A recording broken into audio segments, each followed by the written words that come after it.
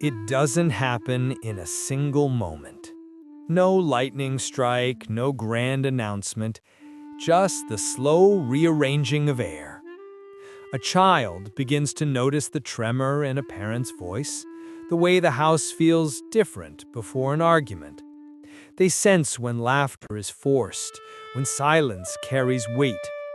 Something ancient stirs in them, an instinct to keep things steady, to hold together what feels like it might fall apart. At first, it looks like kindness, helping with chores, comforting a sibling, being mature for their age. Adults smile and say, "You're so responsible." And the child beams, not realizing that responsibility has quietly replaced childhood.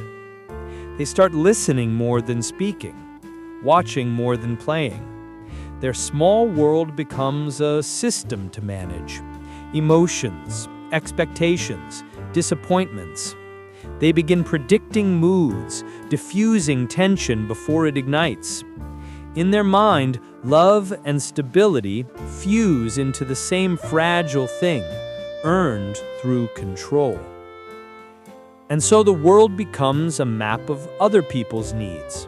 A parent's exhaustion, a teacher's frustration, a friend's sadness, all of it absorbed and translated into silent effort. The child learns to disappear in service of peace. But beneath that composure, something tender goes unseen. Fear, confusion, the quiet grief of growing up before time. They may not remember when they stopped asking for help, only that it felt dangerous to need it. When tears were replaced with plans, when joy became a luxury too unpredictable to trust. In this quiet shift, childhood doesn't end, it folds itself into silence. The laughter remains, but softer. The play continues, but watched through careful eyes. A new identity takes root, the one who holds it together. And though the world sees strength, inside the child carries a weight that language can't yet hold. A secret understanding that safety is something you create, not something you're given. It's a beautiful kind of tragedy, the birth of wisdom too early. And while others are learning how to play, this child learns how to survive. Adulthood arrives quietly for them, not as a new chapter, but as a continuation of duty. They are the calm ones, the reliable ones, the ones who seem to have it all together. People trust them with secrets, crises, and comfort, unaware that this steadiness was born from survival, not serenity. Inside, there's a strange kind of loneliness, because even peace feels foreign. When you've spent your childhood waiting for something to go wrong, silence can sound suspicious. Rest can feel unsafe. And love, the unconditional kind, can feel undeserved. They find themselves drawn to people they can fix, situations they can manage, emotions they can stabilize, not because they want control, but because control is what once kept them safe. Their body still speaks the old language of responsibility. Keep things calm, keep people okay, keep yourself contained.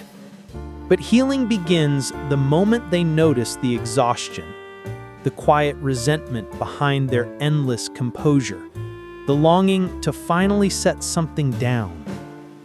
Therapists call it earned security, the process of reteaching the nervous system that love doesn't have to hurt, that safety can exist without vigilance. It's slow, fragile work. Sometimes it begins in therapy. Sometimes in a moment of stillness that doesn't demand anything of them. A morning where nothing needs fixing. A deep breath that doesn't need to prove calm. In these small pauses, the echo of childhood softens. They begin to meet their younger self, the one who tried so hard to be the adult in the room.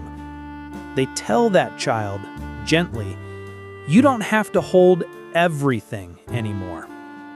Healing doesn't look like forgetting. It looks like returning to softness, to play, to the safety of being unneeded. It's learning that love can be quiet and kind, that control isn't the same as care, that it's safe, finally, to be small again. And when they do, when they rest without fear, laugh without duty, the world doesn't collapse. It expands. Because the child who grew too fast isn't broken. They're simply learning what childhood feels like, in reverse. There are children who grew up holding worlds that were never theirs to carry. And yet, they did, with grace that no one taught them. They became quiet architects of calm in houses built on noise. But time, kind and patient, waits for them.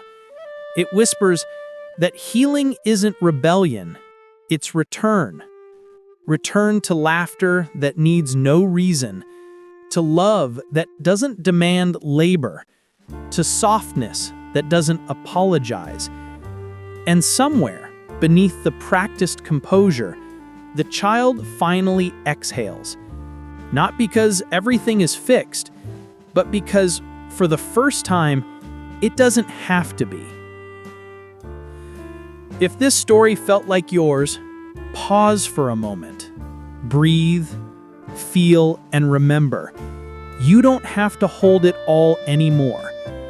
Healing starts with understanding, not effort.